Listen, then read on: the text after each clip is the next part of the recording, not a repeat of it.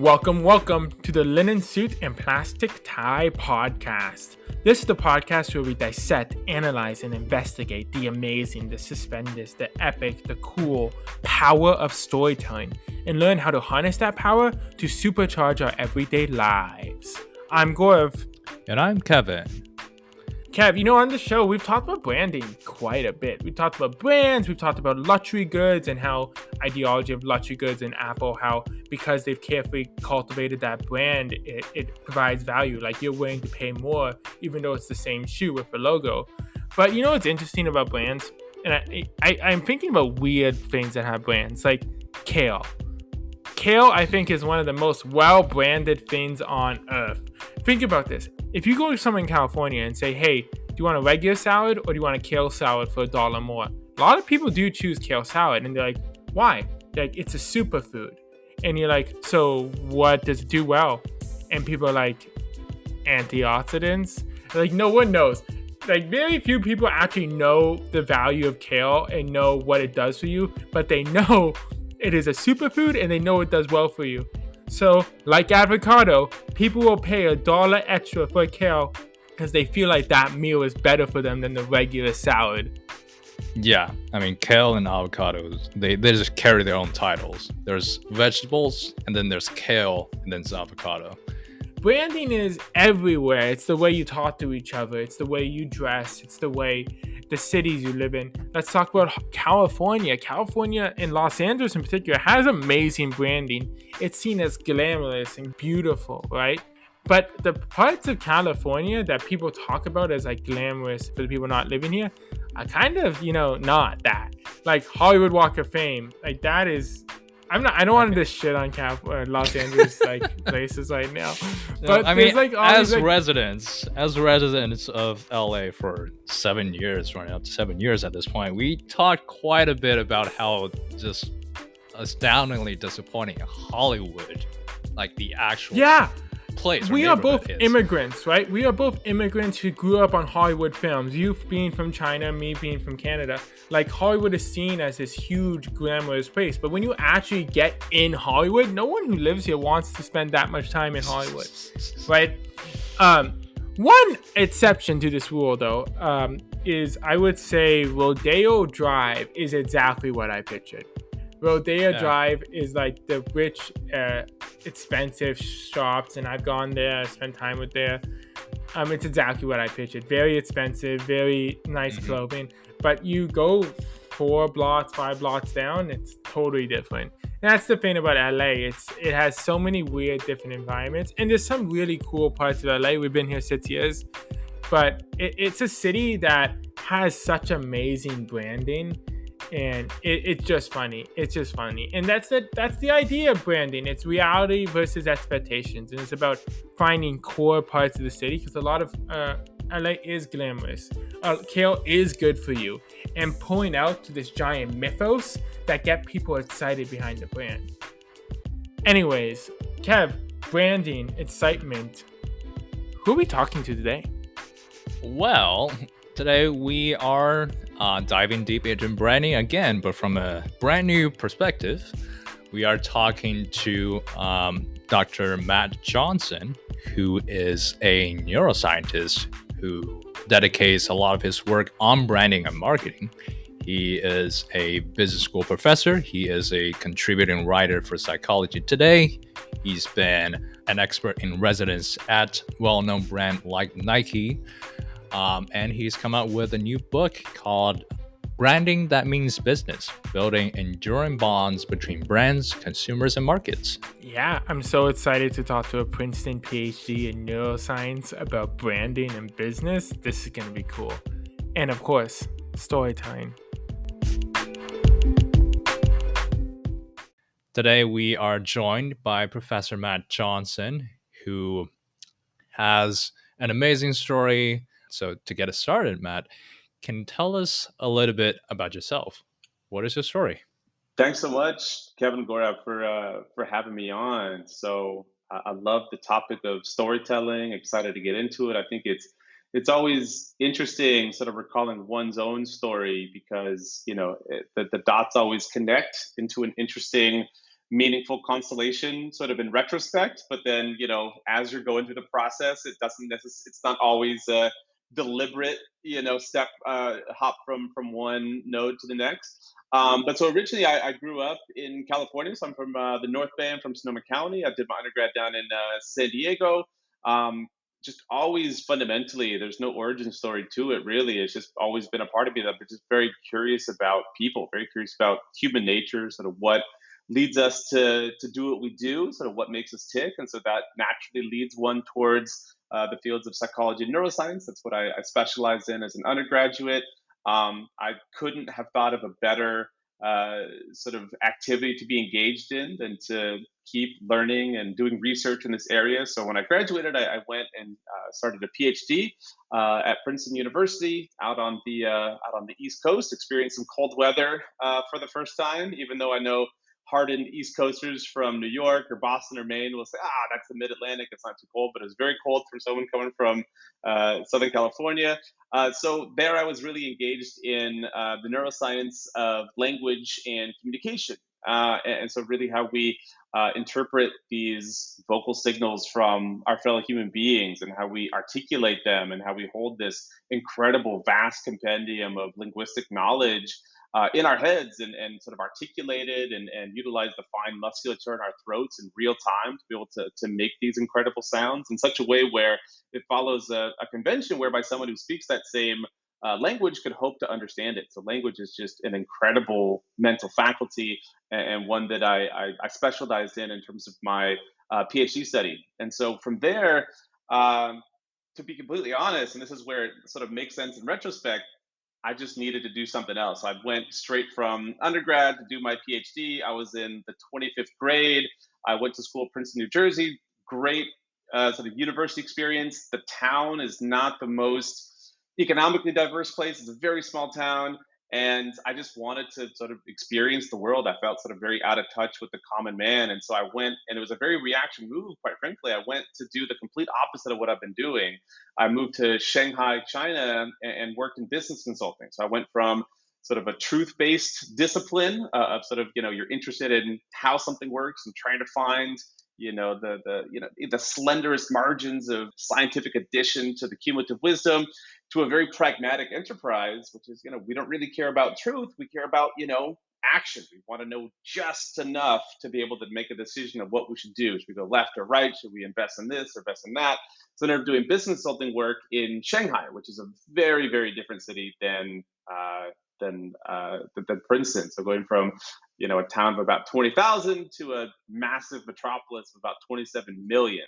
So it was a very reaction move, but it was really that experience that showed me this sort of rich interconnection between my previous life as a neuroscientist and now my modern life as a marketing professional and as a business person. Because it's really there where I saw this really unappreciated intersection, an unappreciated interaction between neuroscience and business, particularly within marketing. And this is around the same time that the work of Daniel Kahneman, who I got the opportunity to work a little bit with at Princeton, really came to the forefront. Behavioral science, Nudge came out, Cass Sunstein's work, Dan Ariely really popularized the field, and has really led me to the career path I'm on now, where I really specialize in the application of neuroscience to marketing. And this is where I do research, I speak, I write books, I talk to interesting people like yourself about these ideas, and that's really become my core specialty. So again, it all makes sense in retrospect, but at the time, if we're being honest, it's sort of we smooth out the story as we go.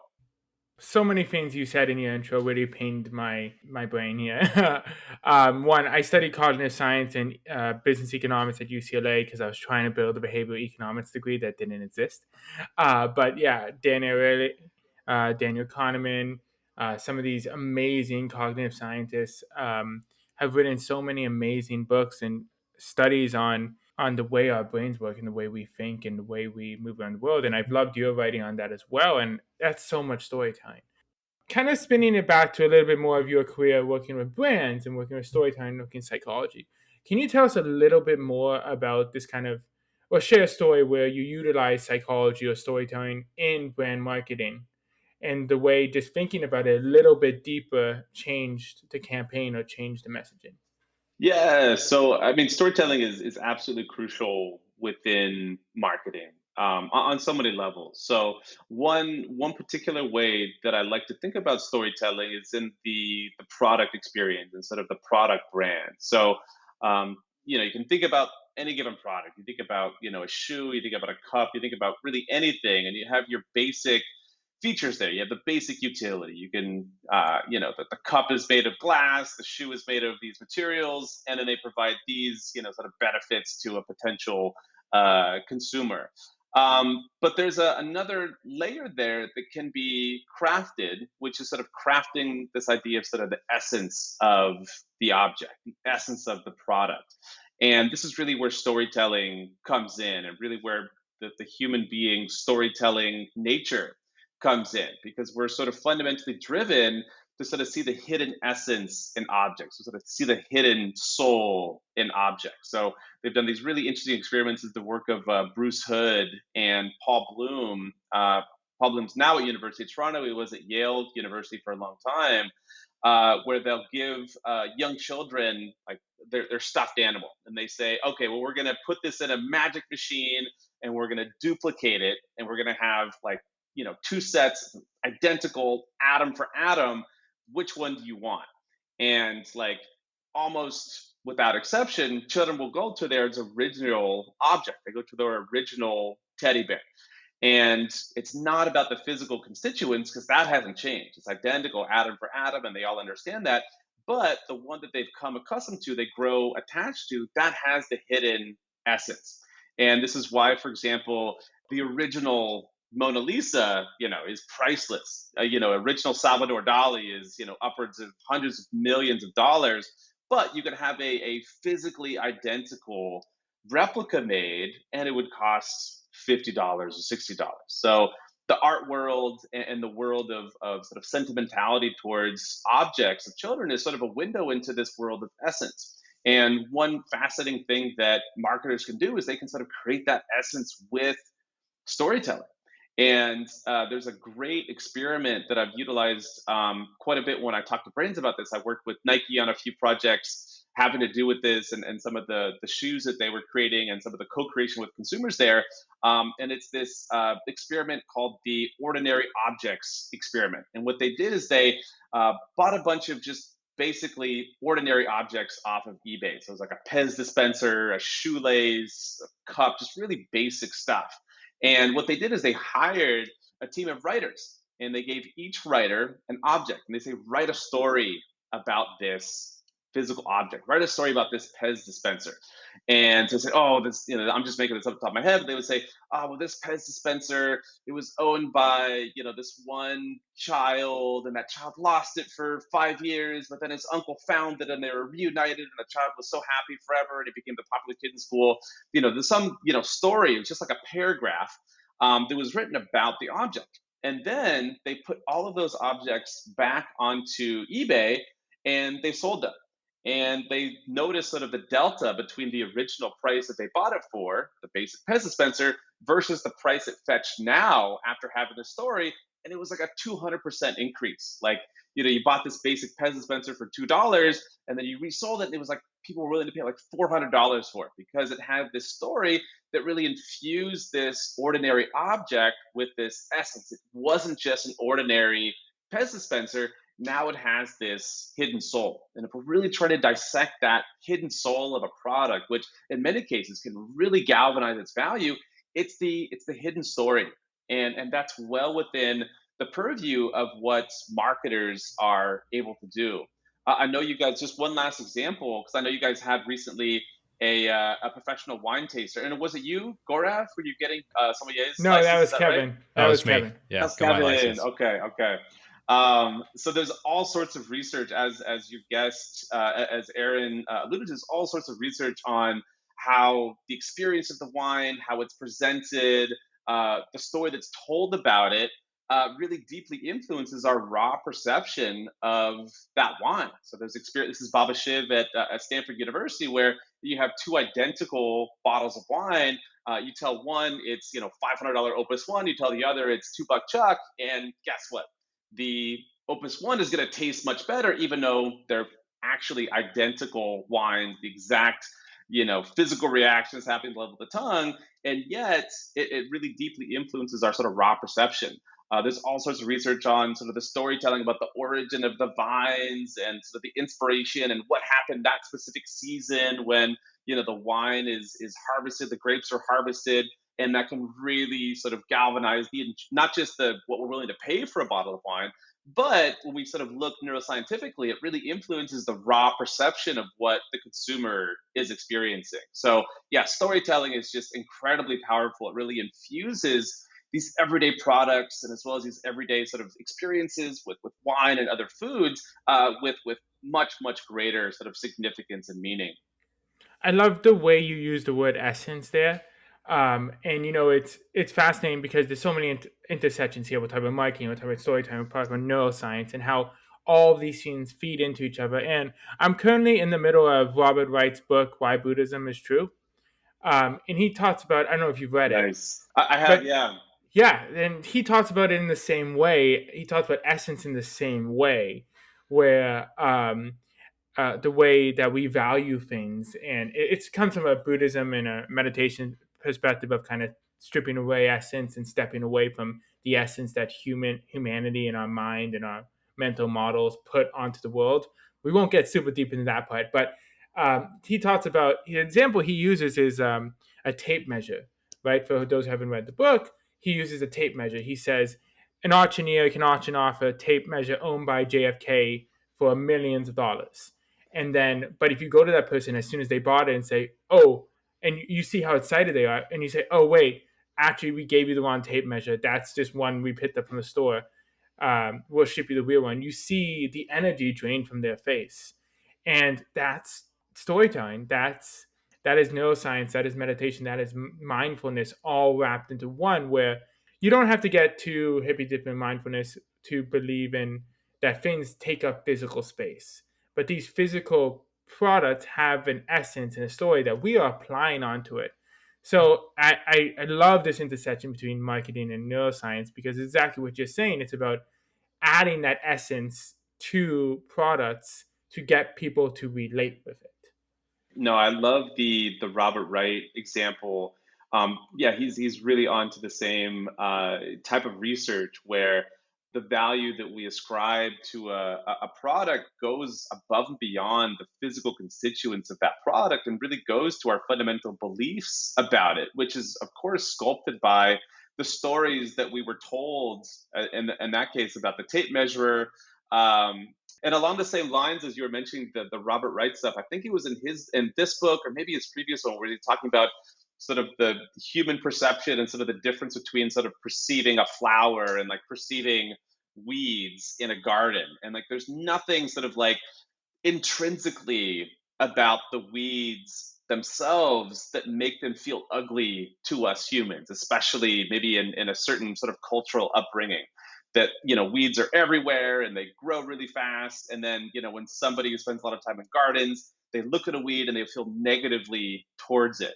But there's nothing like intrinsically ugly about weeds and beautiful about flowers. It's all this sort of psychological schema which is layered onto that experience.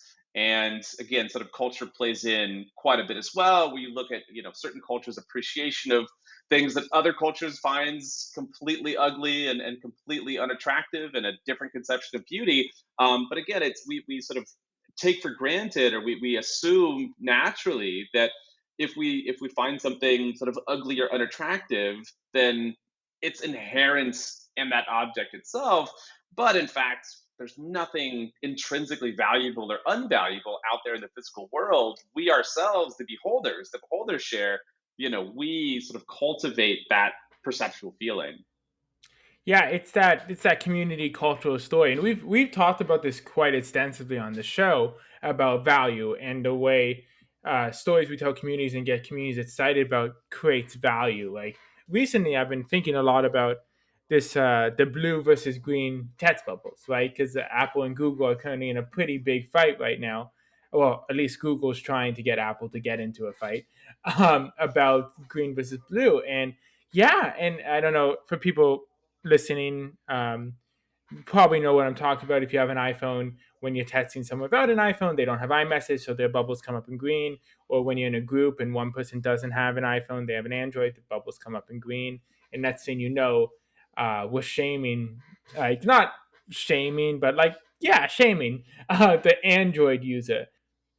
Yeah, no, I think you may get a little bit of pushback from the Apple devotees about the raw utility of an Android versus an Apple iPhone, but absolutely take your point, especially when you consider that price point. I mean, one thing that Apple's done incredibly well and continues to do is they've maintained their status as a luxury hardware company and a rare luxury hardware company whereby they're able to maintain a relatively high price point but be also simultaneously relatively mass market. And so not only is it an incredible brand that has good hardware, has good features, but it's become a status symbol as well, where it sort of says something about the individual. There's some social signaling there, whereby if somebody has an iPhone, it sort of says something about them that isn't maintained if you have an Android or a Xiaomi or sort of another model. So absolutely has Yeah, some symbolic value for sure.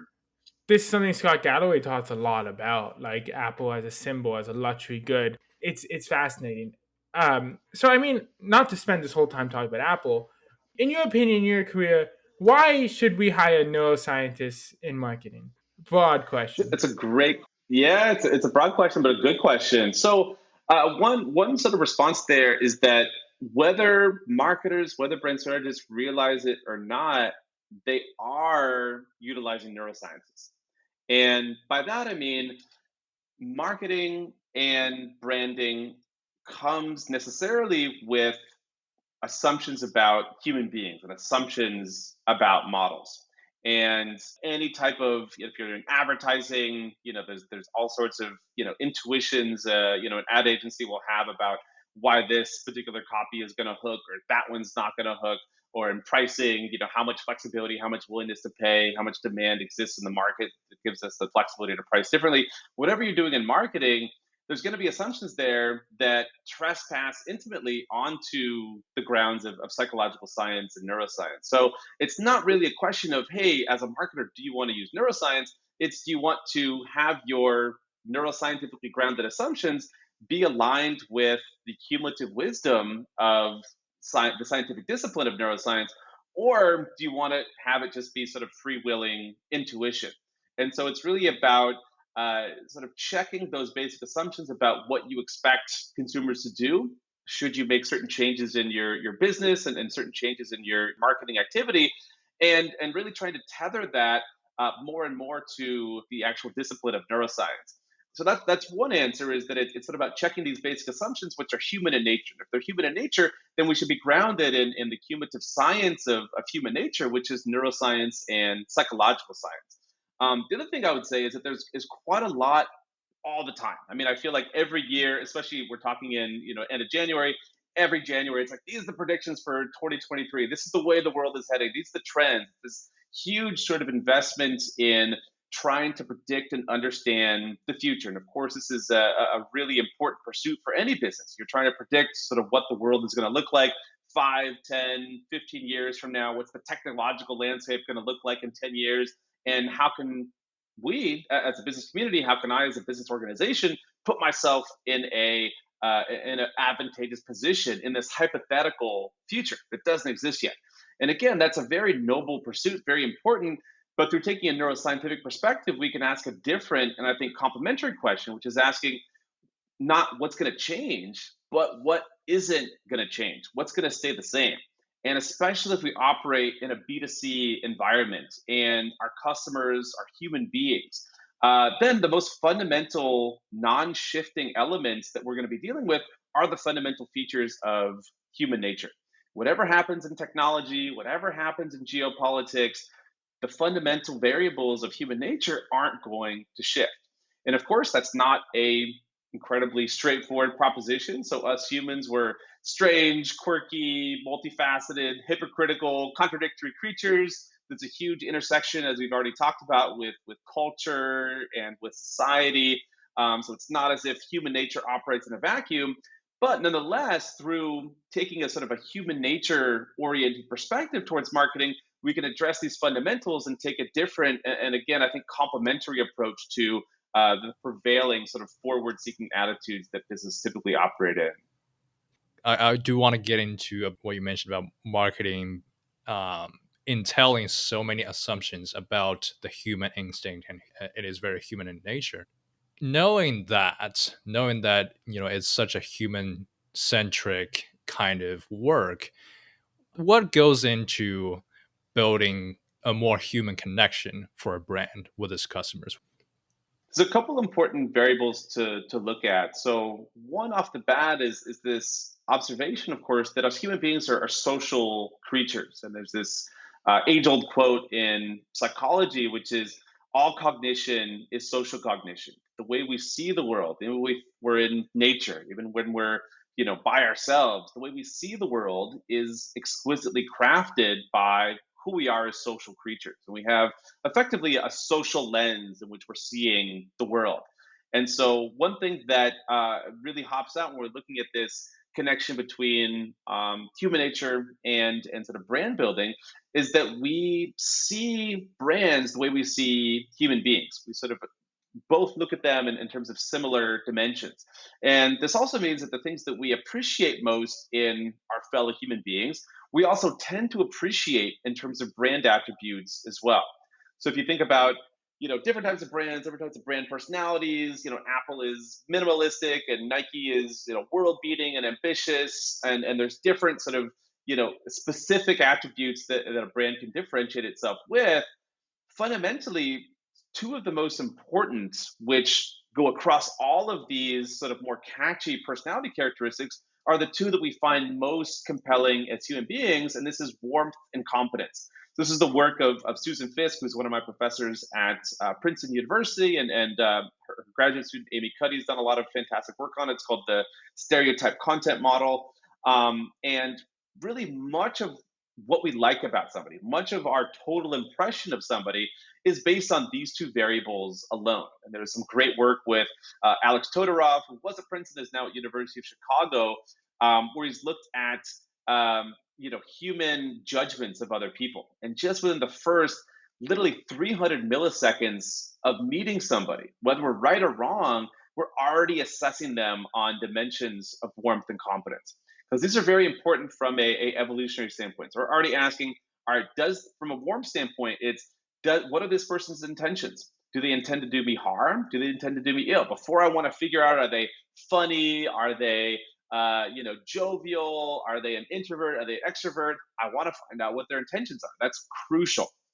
And then secondly, I want to find out competence. Do they have the ability to act on these intentions? And what Susan Fiske, and this is with her collaborator Chris Malone, who is not an academic but operates in the practitioner field, they found and done some really interesting research where you look at these two dimensions of warmth and competence, and all of our most beloved brands are ranked very high in terms of warmth and competence. So this is like Disney, this is Hershey's, this is Nike. These are like all of the most sort of beloved brands are very high on warmth and very high on confidence. So it turns out that really the things that we most appreciate in our fellow human beings, we also appreciate in brands as well. So one of the most crucial things that brands can do as they're building themselves, as they're thinking about how they contort themselves in the marketplace, how they want to be perceived, is of course be differentiated in terms of your brand personality, but also cater to fundamental human sociality by also inculcating dimensions of warmth and confidence. That makes a lot of sense, just humanizing the brand. Yeah, I mean that's so interesting, humanizing the brand and creating this connection. I love this idea of warmth and confidence. This idea of like look at your favorite brands and ask yourself, okay, how do they rank on warmth and confidence? And there's so much we can learn from that, right? If you ask yourselves, how are you presenting yourself to other people, not just the brands you're building, but the conversations you're having? Can you tell us a little bit more about how you can apply this to almost like personal branding, personal conversations in the workplace or in our day-to-day lives? Definitely. So, warmth is really the all important dimension. Competence, definitely important, but warmth is really primary. And warmth fundamentally comes down to a demonstration of one's good intentions. So, in the business world, this is really, does the customer feel as if they're sort of invested in my long-term well-being above and beyond the sale. And so when it gets to like the brand loyalty stuff, there's all these, catches and all these manual things. I mean, Apple to a certain extent with their ecosystem, it's a very manually sort of forced loyalty. Starbucks with its loyalty program, it's very sort of forced. But some of the best brands that have the strongest, most loyal following don't have any loyalty program at all. They demonstrate their positive intentions and this feeling of warmth, and that brings consumers coming back again and again. One of my favorite examples from the corporate world, and then we'll take a look at personal branding, comes from one of my favorite brands, which is Converse. And Converse really harnessed this idea of intentionality. What are our intentions as a brand? And they've sort of incorporated that into the organization in a really creative way by harnessing what's called brand purpose, where the organization, in its sort of the etchings of the brand constitution, has a goal that isn't profitability. So, of course, as a publicly traded or owned by Nike, but it's part of a publicly traded company, profitability has to be one of its financial goals. But it also has goals which are non-financial in nature. And that the brand's purpose, and this is sort of operationalizes the brand mantra for Converse, is if we can unleash the creative spirit, we can change the world.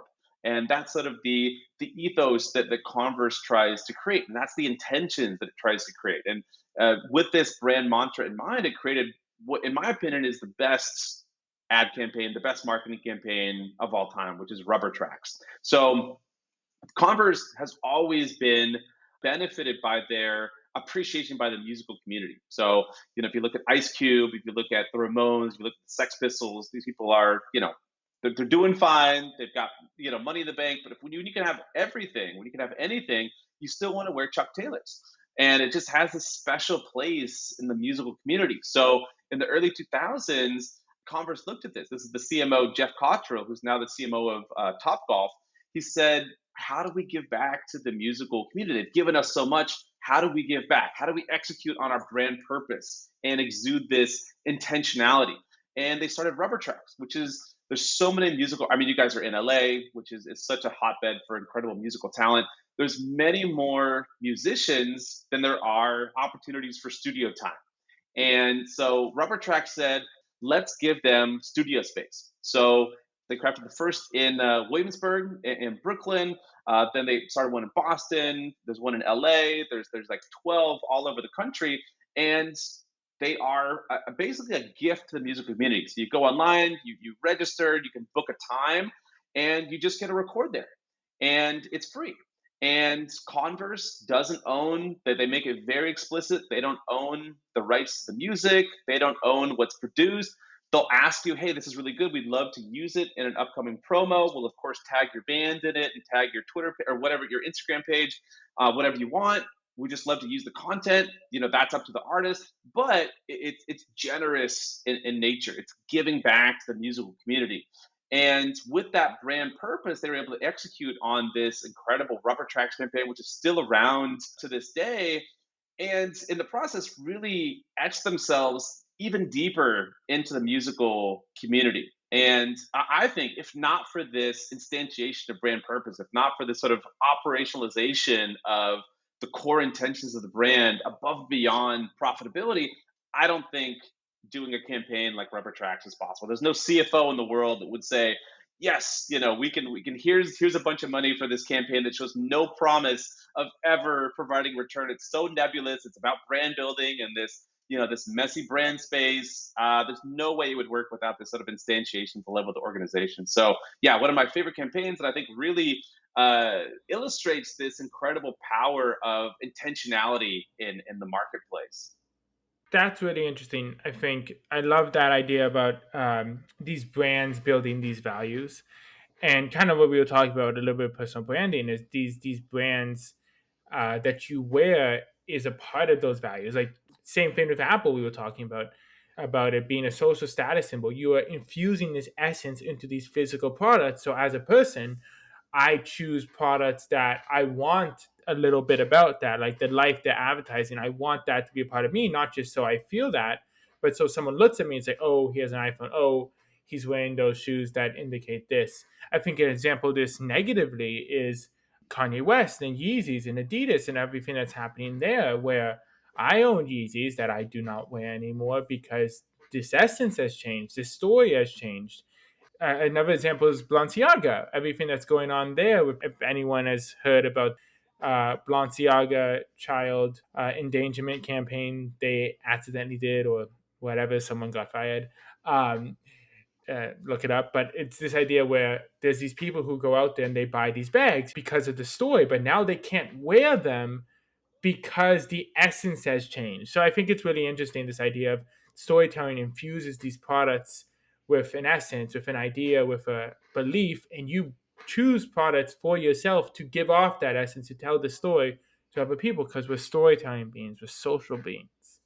Absolutely. No, you approach your Yeezys, very differently, in January 2023 than you probably did, when you bought them, a few years ago. And nothing physically about the Yeezys has changed. What's changed is two things: your ideas about Kanye West and the zeitgeist's ideas about Kanye West, society's ideas about Kanye West.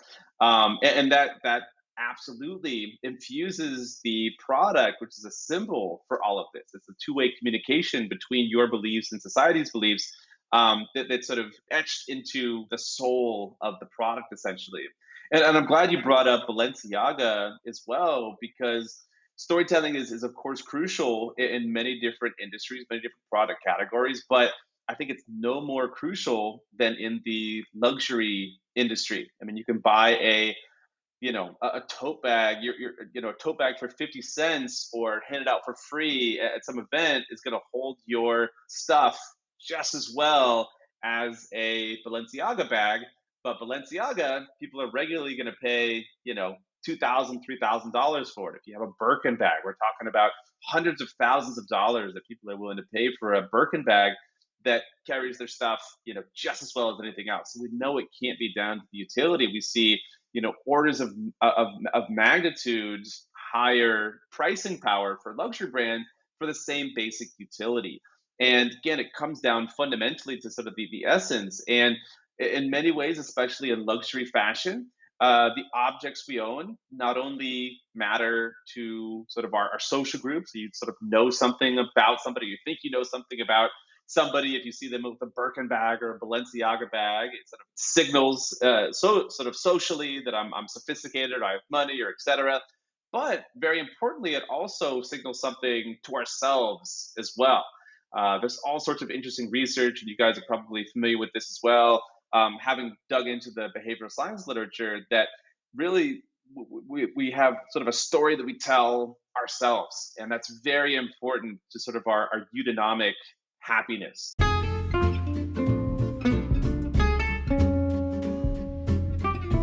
To close out every one of our episodes, we have this segment called Suspenders. So this is where I ask you a random fun question that's not related to anything whatsoever, and you can give me any answer you feel like. Question of the day is, what is something that you know how to do, like a skill or a hidden talent or whatnot, that is kind of useless? Oh man, I've got a few of those.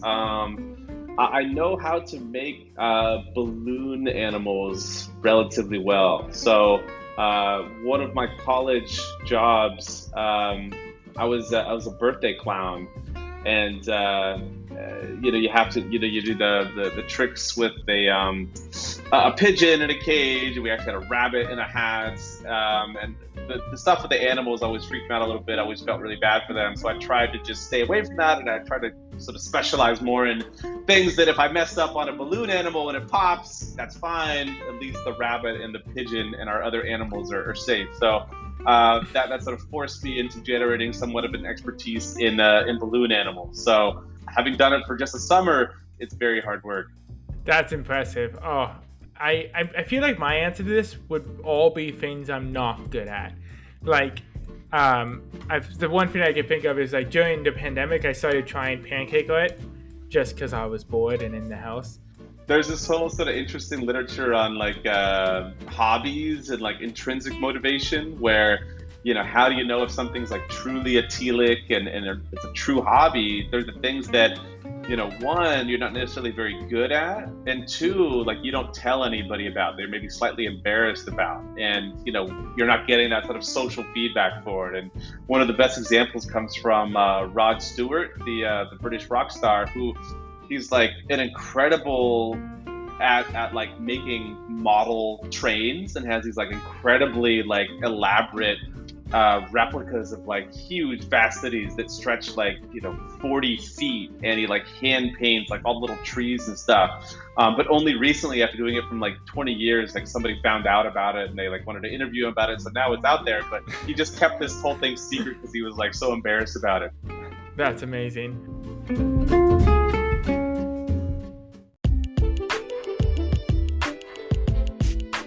Welcome back to Top Hat. This is the part of the episode where we dissect and analyze some of the interesting, awesome, and cool learnings we got from this week's expert storyteller. And this week, to talk about storytelling, we had a really cool brand expert and neuroscientist. So I'm really excited to dive deep into some of the key learnings that he gave us. Kev, how cool was Matt Johnson? Super amazing to learn about branding and marketing from a neuroscience and cognitive psychological perspective. So much good stuff. So let's get into it. Yeah, and I studied business economics and cognitive science at school. So it was really cool to kind of talk about that intersection of neuroscience, cognitive science, and business with someone who does it for a living. And one of the really cool things he talked to us about was the importance of warmth and confidence. Warmth and confidence is ranked very high in how you're perceived and how professional you're perceived and how well kind of a conversation is going to go. Because if you give off warmth and confidence, you can communicate better, and they're more likely to believe you when you sell them something or work with them. So that is something really key and tactical, because I think I give off warmth pretty well, but I can definitely, I think, improve my confidence a little bit more and understand that having confidence is important for how I come off. So I think that was such a key tip about how one of the key things we should be trying to give off and improve on ourselves is warmth, kindness, how we talk to one another, listening, and confidence, how we present, believing in ourselves, taking time to believe in our greatness is such a key way of improving how we communicate and the stories we tell. On that point about warmth and confidence, those are important building blocks of a brand story in the sense that, it makes up the intentionality of the brand, which is super important because inherently we all want to support what's good, right? So if a brand manages to establish itself and tell a story of good, serving a good purpose, it has a noble mission that's not necessarily associated with just profiting, people will gravitate towards that because by purchasing your products, they're associating themselves with this noble mission that they identify with.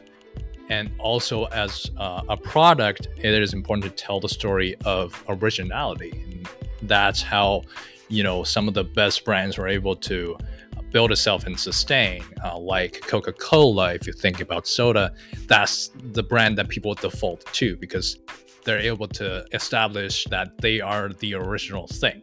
So yeah, intentionality and originality.